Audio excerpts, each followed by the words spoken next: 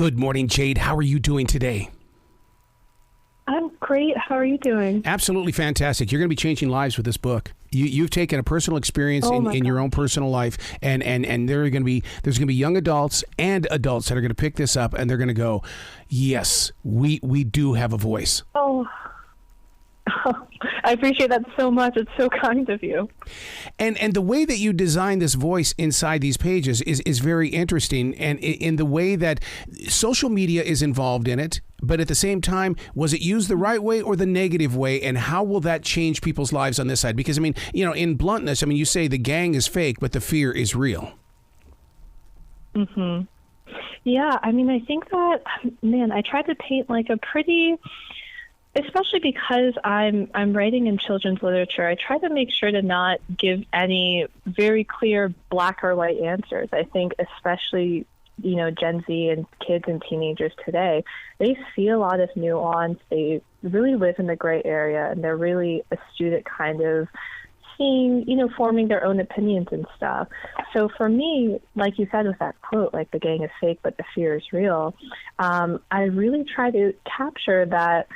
Even with social media, you know, there's scenes in the book where there's a community forum online where the characters are kind of reading different comments about gentrification, where on one end they're seeing people saying things like, oh, gentrification's not that bad because we're seeing an increase in our home values, and isn't that important for us as a community? And then people debating on the other end saying, you know, if just a few of us get wealth and if it's not distributed, then, you know, that's not good for the community at all.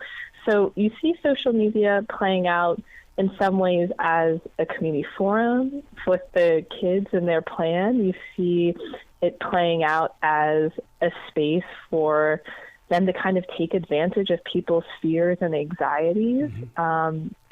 So yeah, you kind of get the whole spectrum of it, which is, I think, kind of what it's like to be alive these days, where there's the good and the bad to everything. But I do think that the core, you know, aspect of just communication is really important for the kids and their community as they eventually try to figure out the right way to move forward. This book is so real because just 2 days ago here in Charlotte, the city finally stepped forward and said, wait a second, when we put this highway, this freeway in, we divided a community. And now today we're going, wait a second, what would have happened if we did not have done that?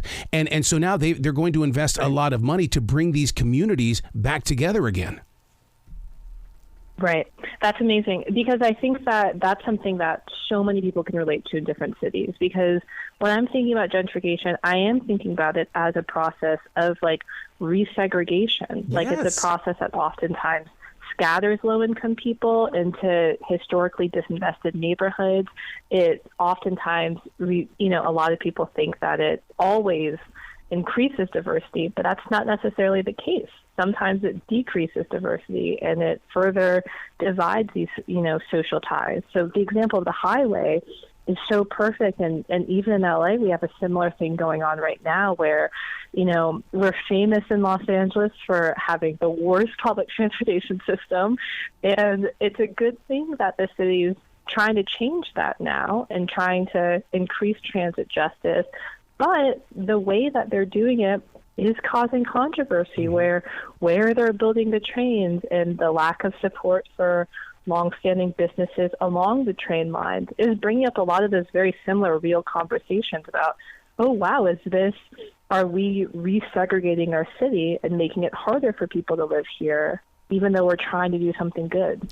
When my daughter was going to UCLA, we were in Los Angeles a lot, and that train really, I studied that because, I mean, I just felt like that it was dividing things, because as they went underground, they still had to come above, but still, it put a division in different streets. And you know how people are. We love our streets, and we love to be together as a community. Exactly. And that's kind of what...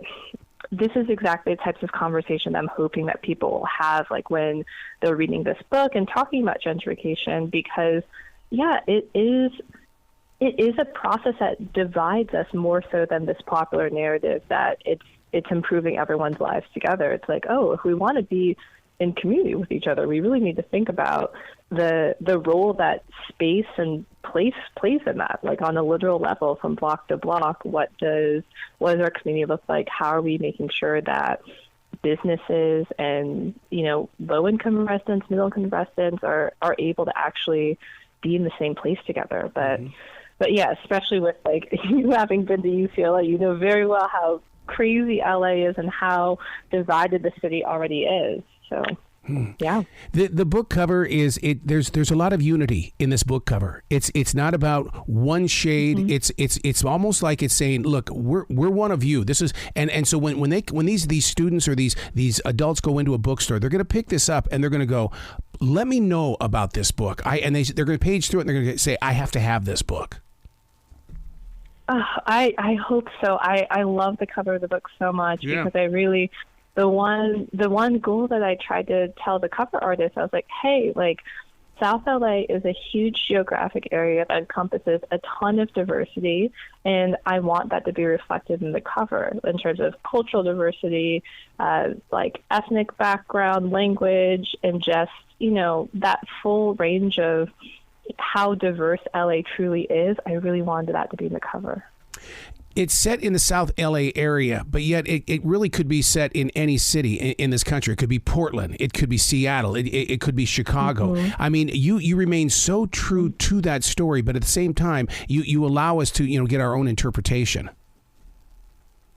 Yeah, man, I really appreciate that because that was my goal because, it's set in South LA, but I did choose this, I created a fictional neighborhood within South LA for that exact reason, because I wanted any reader, no matter, what city they're reading it in, or even if they don't live in a city, to be able to see parts of the character's struggle that really relates to them, where they could say like, hey, like I might not have ever been to LA before, but I've seen a billboard advertising a luxury building in a neighborhood that says, oh, look at this up and coming hotspot. Yep. Or they can look at a new restaurant on a block of a lot of old restaurants that all the other restaurants you can maybe eat there for under $10, and now there's a new place that's $50, and everyone who's eating there and working there looks different from the rest of the neighborhood.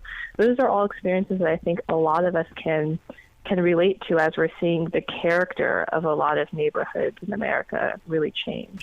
Now, in LA, South LA, where you are you seeing that change also in the government? Because, we're seeing a lot more younger people in our city government. And, and it's amazing how they're bringing that voice of power and empowerment to the older generation that would have not have listened to them if they were just everyday people on the streets. Yeah, I'm so happy and inspired by all of the political movements that are getting more young people involved in local government and local politics across the country, because I do think that, yeah, exactly like you said, to be able to be in the room and speaking honestly, that's kind of the thing that I really respect about a lot of the particularly like the Gen Z young politicians now, where they're being very honest about this is my experience, this is how I feel, and this is what I think is right. And I think it's bringing this level of just, cutting through all of the niceties to really get to the core of what we're talking about when we're saying like, hey, like we feel like the heart and the soul of our city is at stake. So let's talk honestly about that to reach solutions. And I really admire that. I'm so happy to see that's happening all over the country. Yeah, because I wish the younger adults would see that city council represents the communities, and they elect those people into the communities, and that if they want change in their personal community, get to know that representative from that area. Yeah, I think that is exactly what the characters in this book end up realizing by the end, that as their mentors and one of the characters' moms starts to really get involved in local government, where that's where change happens. Yep. I think it's good to be civically involved at all levels, but I really do believe that grassroots movements and local government are where change can really happen. And that's when you're thinking about what's the government's role in my day-to-day life. Most often you're thinking about your local elected representatives for your city, your county, your school board. That's where the focus is. So I also hope that young people are starting to realize that younger, that we all understand why they're disillusioned these days, but there are real pressure points where they can get in and make change. Wow, you are going to be a voice for this generation. I just cannot wait for future books from you. I cannot wait to find out what you're going to do with your law school, because I just think you're going to dig deeper and deeper into the community, and you're going to become that voice.